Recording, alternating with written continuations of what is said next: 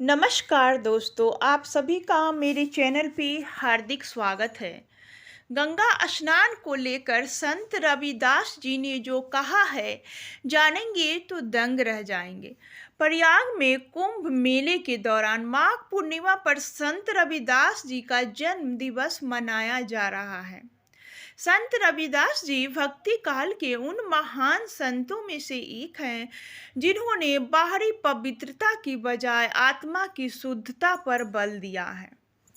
संत रविदास जी की कथा और उनका दोहा मन चंगा तो कठौती में गंगा इसी का प्रमाण है, जो बताता है कि गंगा स्नान कब सफल होता है।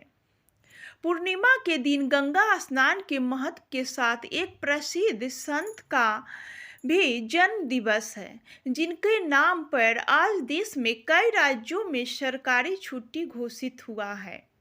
उस महान संत का नाम संत रविदास है। संत रविदास जी भक्ति काल के महान संतों में से एक हैं और रैदास के नाम से इनके दोहे प्रसिद्ध हैं। संत रविदास जी की भक्ति भावना इतनी पवित्र और शुद्ध थी कि जिस गंगा मैया की एक डुबकी लगाकर श्रद्धालु पाप मुक्ति की कामना करते हैं, वह गंगा मैया स्वयं इस महान भक्त की कठौती में रखे हुए जल से प्रकट हो गई थी। जल भी कैसा था, तो जिसमें संत रविदास जी चमड़े को धोकर जूते तैयार करते थे, उसी जल में गंगा मैया प्रकट हो गई थी। और उस समय ही रविदास जी ने यह दोहा रचा था कि मन चंगा तो कठौती में गंगा। इस दोहे के साथ कठौती में गंगा मैया के प्रकट होने की भी अपनी एक रोचक कथा है। एक बार रैदास जी के गांव में एक राहगीर गंगा नहाने के लिए जा रहे थे। जाते समय वह रविदास जी के पास अपना जूता ठीक करवाने आए और जूता ठीक करने के बदले उनको कुछ पैसे देने लगे। रविदास जी को बातों बातों में पता चला कि ये राहगीर गंगा स्नान के लिए जा रहे हैं, तो उन्होंने कहा कि यह मुझे मत दीजिए, आप गंगा स्नान के बाद मेरी ओर से गंगा मैया को भेंट कर दीजिएगा।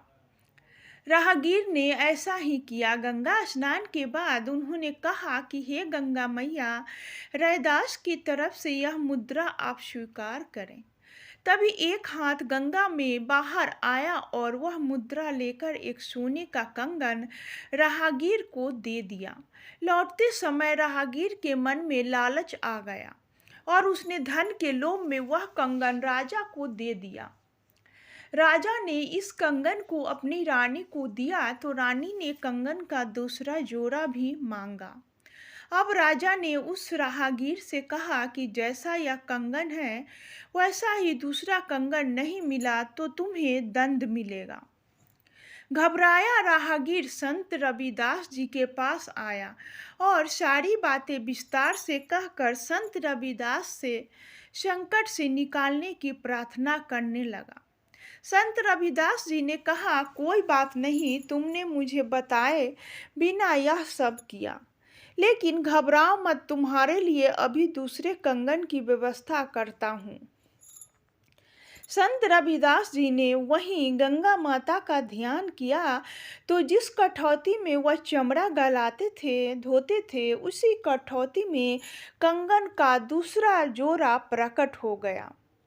इसके बाद से ही यह दोहा प्रसिद्ध है कि मन चंगा तो कठौती में गंगा, यानी जिसका मन शुद्ध है, जो अंदर से निर्मल है, उसके लिए हर जल में गंगा माता का आशीर्वाद है।